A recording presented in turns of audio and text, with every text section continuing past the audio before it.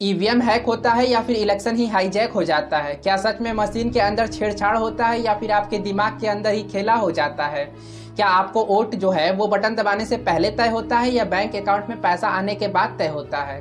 और सबसे बड़ा सवाल, अगर कोई चुनाव से ठीक पहले आपके खाता में पैसा डाल देता है तो क्या वो मदद कहलाता है या आपके वोट की कीमत हो जाती है वो? सोचिए सोचिए और सोचकर जरा कमेंट में भी हमें भी बता दीजिएगा।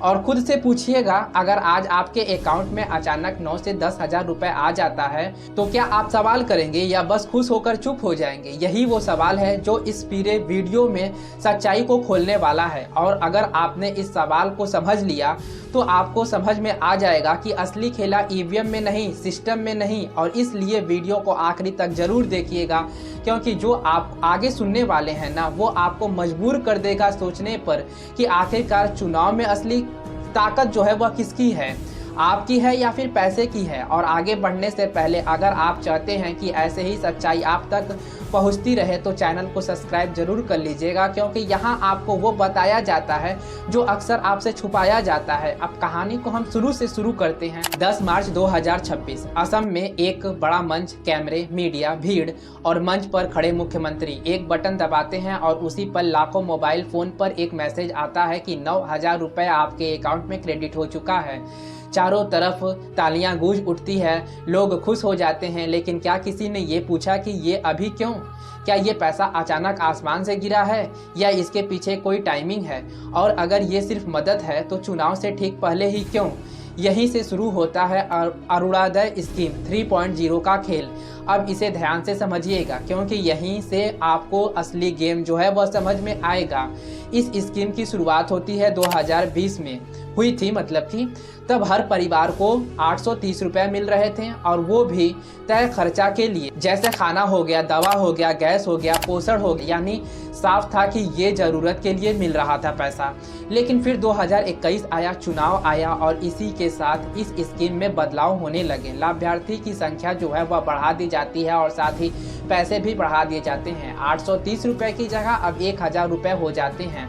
अब खुद से पूछिए, अगर सरकार के पास पैसा था तो पहले क्यों नहीं बढ़ाया गया, और अगर नहीं था तो अचानक कहां से आ गया? क्या ये सिर्फ संयोग है या चुनाव का असर है? अब आते हैं हम लोग 2026 पर। चुनाव की आहट शुरू होती है और अचानक अरुणोदय स्कीम जो होता है 3.0 वाला, वो लागू हो जाता है। लाभार्थी और ज़्यादा बढ़ जाते हैं, नई कैटेगरी भी इसमें जोड़ दिया जाता है। जैसे मान लीजिए कि विधवा हो गई, तलाकशुदा हो गई और अविवाहित महिला हो गई, ट्रांसजेंडर। और फिर सबसे बड़ा ट्विस्ट आता है कि सिर्फ महीने का पैसा नहीं बल्कि 4 महीने का पैसा जो था वो एडवांस में दे दिया जाता है, और ऊपर से 4,000 का बोनस भी, यानी एक झटके में 9,000। Today, Cabinet has also decided to pay rupees 9,000 each as a one-time installment to all Arunodaya beneficiary. अब खुद से पूछिए, अगर ये पैसा हर महीने मिलता था तो एक साथ ही क्यों दिया गया? अगर ये मदद है तो चुनाव से पहले ठीक क्यों ही मदद किया गया? और अगर ये त्यौहार के लिए है तो क्या त्यौहार हर बार चुनाव से पहले ही आता है? क्या ये सच में सहायता है या एक साइलेंट डील है जो आपसे की जा रही है? अब जरा आंकड़ों पर नजर डालिए।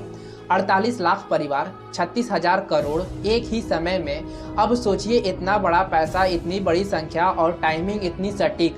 क्या ये सिर्फ सहयोग हो सकता है या एक सोची समझी रणनीति यहाँ पे है? अब बहुत लोग कहेंगे कि गरीबों को पैसा मिल रहा है तो भाई तुम्हें क्या दिक्कत है? बिल्कुल सही सवाल है भाई, आपका बिल्कुल सही सवाल है। लेकिन असली सवाल ये नहीं है कि पैसा मिल रहा है, असली सवाल ये है कि कब मिल रहा है। ये जो पैसा है वो कब मिल रहा है और क्या मिल रहा है? अगर यही पैसा पूरा साल धीरे धीरे मिलता तो क्या फर्क पड़ता? लेकिन जब ये पैसा चुनाव से ठीक पहले एक साथ आता है तो क्या उसका असर आपके दिमाग पर पड़ता है या नहीं पड़ता है? सच सच बताइएगा कमेंट कर कर। अगर आज आपके खाता में 9,000 आए और कल वोट देना हो तो क्या आपका फैसला पूरा निष्पक्ष रहेगा या थोड़ा सा असर इसका जरूर होगा? या नहीं होगा, ये तो आप बताइएगा। यही वो जगह है जहां इलेक्शन हाईजैक हो जाता है, मशीन से नहीं, माइंड से।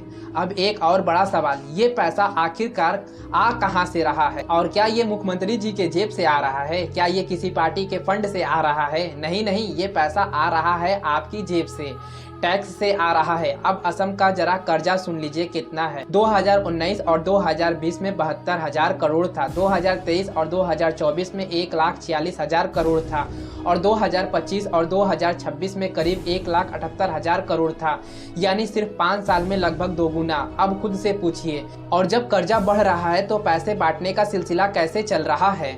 क्या ये लंबे समय तक चल सकता है या फिर भविष्य में इसका बिल आपको ही भरना पड़ेगा? और अगर आपको ही भरना है तो फिर ये फ्री कैसे हुआ? यही वो ट्रिक है। आपको आज छोटा फायदा दिखाया जाता है ताकि आप कल को बड़ा नुकसान भूल जाएं। अगर यही 3600 करोड़ स्कूल में, अस्पताल में और जगह खर्चे होते तो क्या आपको हर महीने पैसे की जरूरत पड़ती? शायद नहीं पड़ती।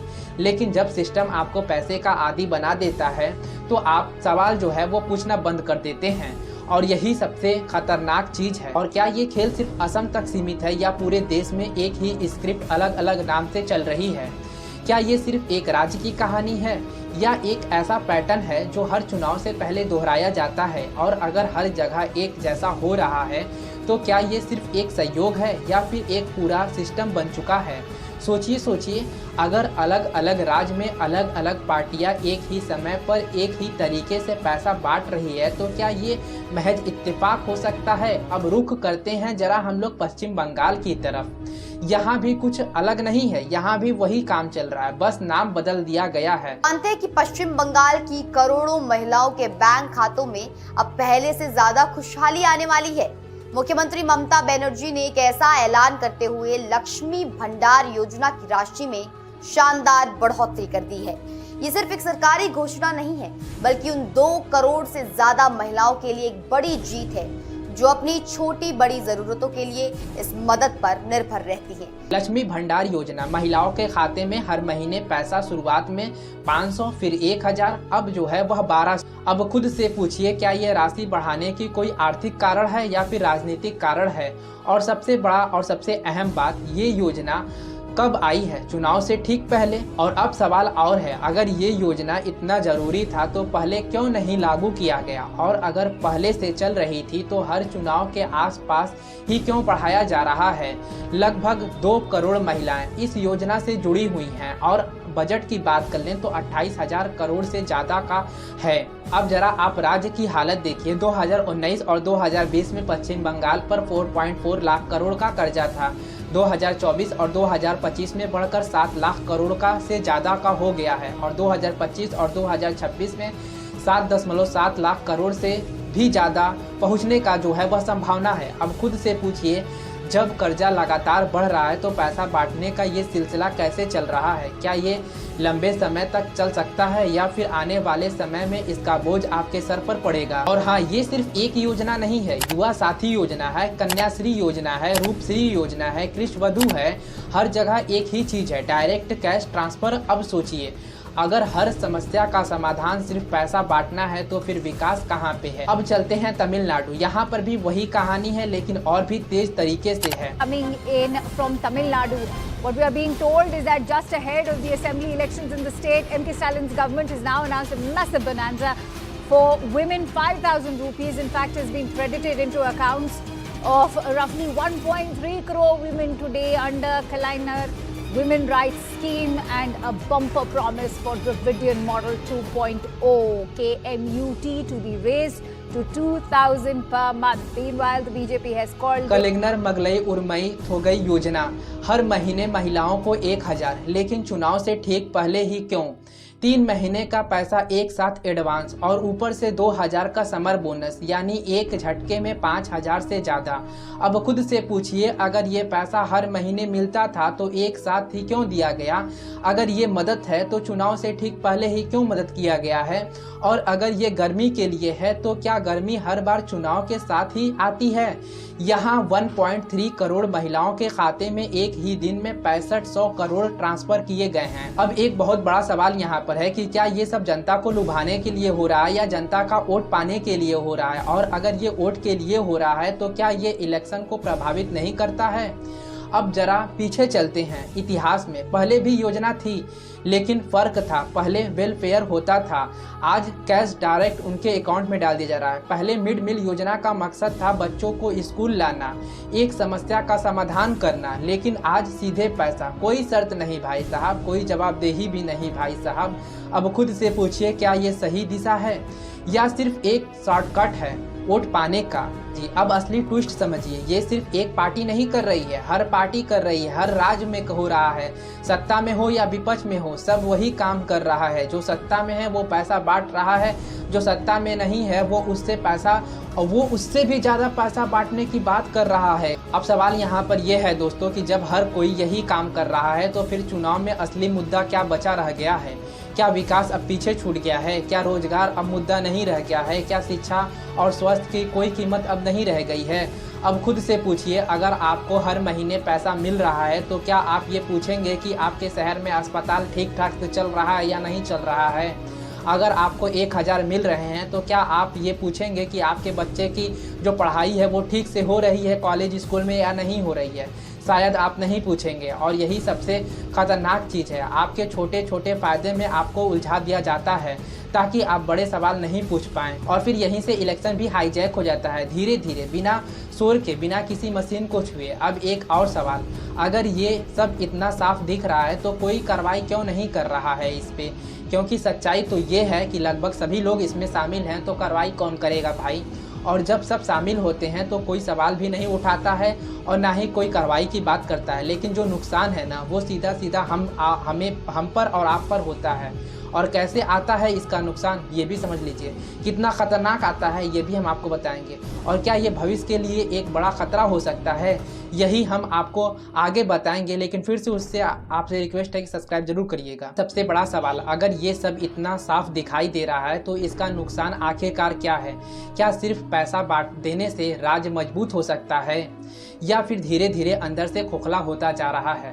और अगर आज आपको फ़ायदा मिल रहा है तो क्या कल आपको उसकी कीमत नहीं चुकानी पड़ेगी? सोचिए, सोच के ज़रा कमेंट करके बताइएगा। और अगर हर चुनाव से पहले ऐसे ही हजारों करोड़ों रुपए बांटे जा रहे होंगे तो वो पैसा आएगा कहाँ से? क्या सरकार के पास कोई जादुई मशीन छुपी हुई है पैसा छापने वाली जो पैसा छाप रही है, या फिर ये पैसा कहीं ना कहीं से काटा जा रहा है? अब ध्यान से समझिए, क्योंकि यहीं पर खेल जो है वो खुलने वाला है। सरकार के पास जो पैसा आता है वो आपका ही पैसा होता है, टैक्स का पैसा होता है, चाहे आप सीधे टैक्स देते हो या नहीं देते हो। लेकिन जब आप माचिस खरीदते हैं, मोबाइल में रिचार्ज कराते हैं, पेट्रोल को भरवाते हैं तो आप टैक्स दे देते हैं, लेकिन आपको पता ही नहीं चलता है कि आप टैक्स दे दिए हैं। यानी ये पैसा आपके जेब से निकलकर सरकार के पास जाता है। अब सवाल ये है, उस पैसा का इस्तेमाल कहाँ होना चाहिए था? स्कूल बनाने में, अस्पताल को सुधारने में, रोजगार पैदा करने में, या फिर चुनाव से ठीक पहले लोगों के खाते में डालने में? और हाँ, वही पैसा जो इंफ्रास्ट्रक्चर पर लगाना चाहिए था वो फ्रीबी के नाम पर बांटा जाएगा, तो उसका असर क्या होगा? सीधे असर होगा आपकी ज़िंदगी पर। आज आपको 1000 मिलते हैं, लेकिन कल जब सरकारी अस्पताल में इलाज नहीं मिलेगा तो आपको प्राइवेट अस्पताल में जाना पड़ेगा, जहां एक इलाज में हजारों लाखों खर्चा होंगे।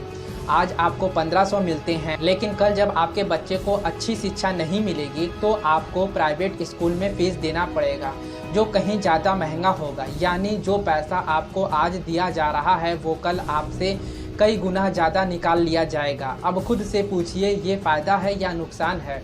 और यही वो चीज़ है जो ज़्यादातर लोगों को समझ में नहीं आती है। उन्हें सिर्फ आज का फ़ायदा दिखाई दे रहा है, लेकिन कल का नुकसान छुपा रहा है उनसे। अब एक और ज़रूरी बात, आर्थिक सर्वेक्षण क्या कहती है? सिर्फ 5 राज्य में ऐसा कंडीशन चल रहा था पहले, ट्रांसफ़र स्कीम वाला, लेकिन अब ये संख्या बढ़कर लगभग पूरे देश में फैल चुकी है। यानी ये अब एक ट्रेंड बन चुका है, बल्कि एक सिस्टम बन चुका है। ट्रेंड नहीं कहेंगे इसे, तो अब एक सिस्टम कह सकते हैं हम। राज्य अपनी जीडीपी का बड़ा हिस्सा इन स्कीम पर खर्चा कर रहा है और नतीजा कर्ज बढ़ता जा रहा है, राजकोषीय घाटा बढ़ता जा रहा है। अब सोचिए, जब कर्जा बढ़ेगा तो उसे चुकाना किसको पड़ेगा? सरकार को नहीं, आपको, आपके बच्चे को, आने वाली पीढ़ियों को। अब एक बहुत सीधा बात हम आपको समझाना चाहते हैं। अगर कोई आपको 1000 देता है और बदले में आपसे 10,000 का नुकसान करवा देता है तो क्या आपको वो भला करवा रहा है या फिर आपको नुकसान करवा रहा है। इस पूरे सिस्टम की सच्चाई यही है। आपको छोटे छोटे फ़ायदे का लालच दिखाया जाता है ताकि आप बड़े मुद्दे पर सवाल पूछना बंद कर दें। जब जनता सवाल पूछना बंद कर देती है तब सिस्टम बिना रोक टोक के चलता रहता है और यहीं पे असली इलेक्शन हाईजैक होता है, जो मशीन से नहीं होता है, दिमाग से, आपकी सोच से। अब आखिरी सवाल, इसका समाधान क्या है? क्या ये सब बंद हो सकता है? जवाब आसान नहीं है, लेकिन शुरुआत आपसे होती है। जब आप वोट देने जाएं तो सिर्फ ये मत सोचिए कि किसने आपको कितना पैसा दिया है, ये सोचिए कि किसने आपके लिए क्या बनाया है। किसने आपके शहर में अस्पताल बनाया है, किसने आपके बच्चों के लिए शिक्षा जो है वह सुधारा है, किसने रोजगार के मौके बढ़ाए हैं, क्योंकि असली विकास यही है, मजबूत बनाता है। आप हर महीने मिलने वाले पैसे पर निर्भर हो जाएंगे तो सिस्टम आपको कभी मजबूत नहीं बनने देगा और यही सबसे बड़ा खतरा है। और इसलिए जब अगली बार आपके खाते में जब पैसा आए तो सिर्फ खुश मत होइए, एक सवाल जरूर पूछिएगा, ये पैसा क्यों आया है? और अगर इस सवाल का जवाब आपने ढूंढ लिया तो आपको समझ में आ जाएगा कि असली खेला क्या है। और आखिरी में हम आपसे जाते जाते यही कहेंगे कि अगर ये वीडियो आपको थोड़ा सा भी सोचने पर मजबूर कर रही है तो इसे लाइक ज़रूर कर दीजिएगा, शेयर ज़रूर कर दीजिएगा ताकि ज़्यादा से ज़्यादा लोगों तक सच्चाई पहुंच सके। और चैनल को सब्सक्राइब करना मत भूलिएगा, क्योंकि ऐसा ही सच्चाई हम आपके सामने लाते रहेंगे। हमारा काम था आपको बताना, अब समझना और फैसला लेना ये आपका काम है, क्योंकि आने वाले समय में 5 राज्यों में चुनाव है। तो ये वीडियो आप लास्ट तक देख लेंगे तो आप अपने आप से क्वेश्चन ज़रूर पूछेंगे कि हमें पैसा क्यों मिल रहा है, किस लिए मिल रहा है। तो बस दोस्तों, वीडियो पसंद आई है तो सब्सक्राइब जरूर कर दीजिएगा।